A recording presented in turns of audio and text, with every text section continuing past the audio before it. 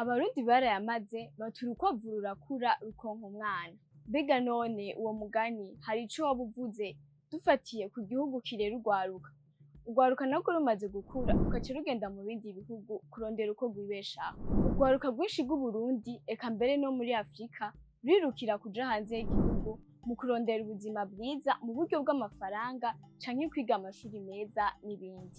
Ubushakashatsi bwakozwe mu mwaka wa 2024 n'amashirahamwe ajejwe gukingira amateka y'abana bwerekanye ko abanyeshuri barenga 200,000 bahevye ishuri.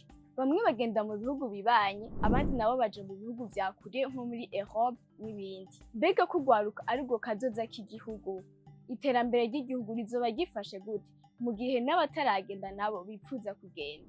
Hambavu yaho ntitwokwirengagiza ko hari urwaruka ruriko rurarondera iterambere ry'igihugu rutarinze kubicisha mu kuja kurondera ubuzima hanze y'igihugu.